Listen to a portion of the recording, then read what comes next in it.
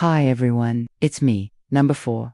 This is a mystery that continues to baffle experts over a century after it occurred. The story of the Carroll A. It was 1920 and Prohibition was in full swing in the United States. Rum runners ran rampant across the Atlantic Ocean, bringing illegal booze into the country. Suddenly, ships began to go missing in the Bermuda Triangle with cargo holds filled with contraband. At first, people wrote these disappearances off as accidents, until one ship washed up on the shores of North Carolina, completely empty. The year was 1921 and the location was the Outer Banks of North Carolina. This was an area that had earned itself the nickname Graveyard of the Atlantic, due to the treacherous waters that had claimed many ships throughout history. One foggy morning, the lookout at the top of Body Island Light spotted a five-masted commercial schooner sailing straight for the infamous Diamond Shoals. He immediately contacted the U.S. Life-Saving Service, alerting them to the impending disaster. But before they could respond, the lookout saw the vessel hit the sandbar and crash onto the rocks. The wind quickly scattered the fog, revealing the name of the vessel. The Carroll A.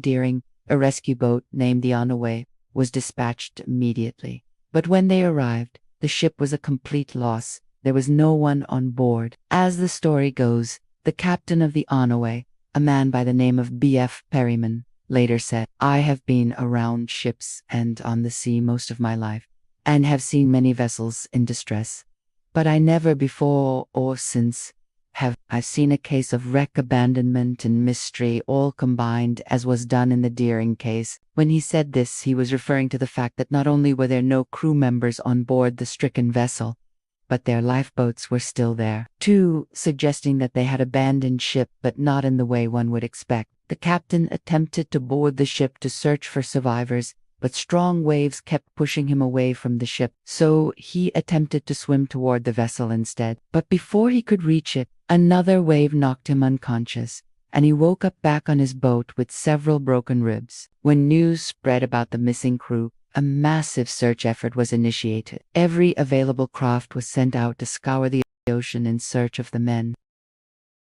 This was strange because it was well known that the crew of the Carroll A. were experienced sailors. They knew this area of the coast quite well. Also, if the men had jumped into the lifeboats and paddled out to sea, surely someone would have spotted them. The only thing that made this incident stranger was what happened next. As we mentioned, the captain of the one-way tried to board the ship, but once he realized that there were no crew members on board, he did something else. He went through the cabins and stole whatever rum the ship had on board. Why? Well, in those days, rum was illegal, and the captain wanted some for himself. Later, he would try to cover up his theft by claiming that he threw the bottles back into the cargo hold. But unfortunately for him, the seas had already begun to take their toll on the ship, and many of the bottles had washed away by the time the Navy arrived. While the captain was busy looting the ship, several men from the Navy combed through the cabins to see if they could find any clues to why the ship had been abandoned. They eventually found a clue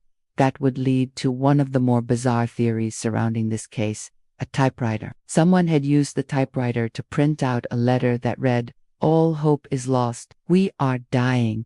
We have been without water for 24 hours. Yours truly, the captain." But there was one problem with this letter. The captain had sent a similar message 3 weeks earlier. In fact, he had sent several messages like this one. In those days, wireless telegraphy was extremely expensive, so much so that only businessmen and the wealthy could afford it. Sending repeated messages about how your ship is doomed and that you are dying would have cost a lot of money. So who would do such a thing? Surely the captain wasn't trying to bilk his investors, right? Well, perhaps he was. Or perhaps someone had taken over the ship and was trying to steal the cargo. Either way, investigators could come up with a reason why the captain would send such messages and then abandon ship. As time went on, several other theories emerged. Some said that the men were trying to land on the tiny island just offshore, but a storm pushed them out to sea and drowned them. Others said that they were victims of a violent crime, perhaps piracy or mutiny, while others believed that they were kidnapped by a rogue wave that rose up and pulled them off the deck. But none of these theories explained why the men left their lifeboats behind. A few years later, another vessel ran into the same shoals and washed up on the beach. This ship was called the Captain Sally. Unlike the Deering, this ship had a crew on board, but they too abandoned her and fled to the lifeboats. Except here, The lifeboats were gone. And here is where things get really strange. You see, the captain of the ship, John J. Moore, was also a U.S. Senator. After his ship ran aground, he tried to contact Washington to let them know he had beached his ship. But when he got through, he didn't just tell them about the accident. He also told them that the president, Warren G. Harding, had been killed in an assassination attempt. This was odd because President Harding was very much alive at the time. The senator must have gotten confused and given the wrong information. Right? Wrong. After the senator's call, investigators searched the radio room and found out that he had been listening to a pirate radio operator who was broadcasting false information.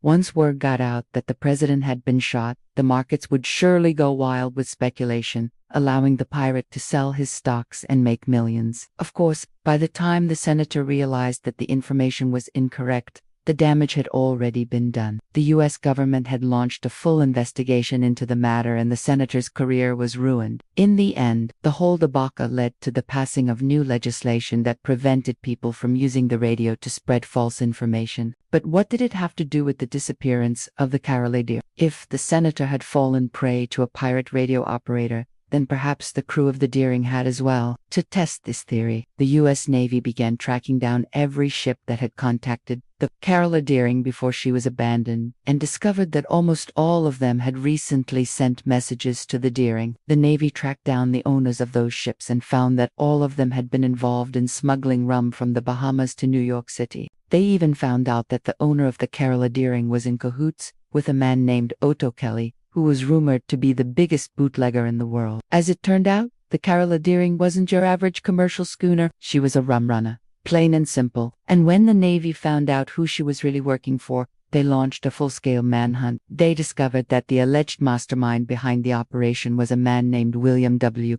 Police had set up a complex network of ships and coves along the coast of North Carolina, where the rum runners would unload their cargo. From there, he had trucks waiting to take the liquor inland to be sold in bars and restaurants throughout the South. But his empire was soon brought crashing down when federal agents raided one of his warehouses and found enough liquor to put him out of business for a year. And that might have been the end of it, except for one thing. No one ever found the crew of the Carroll A, nor did they ever find any rum on board the ship. This led investigators to believe that the crew had been taken off the ship violently, perhaps by pirates. But again, there was no evidence to support this claim. In the end, the only thing that investigators were able to turn up was a single footprint on the deck. Even today, the mystery remains unsolved, but the ship lives on in local legend. In fact, the mystery surrounding the ship inspired author Nicholas Van Ryn to write a book titled The Ghost Ship of the Outer Banks, The Mystery of the Carroll A. Now it's time to hear from you. What do you think happened to the Carroll A and her crew? Let us know in the comments below. And if you enjoyed this video, don't forget to leave us a big thumbs up and subscribe to our channel for more maritime mysteries.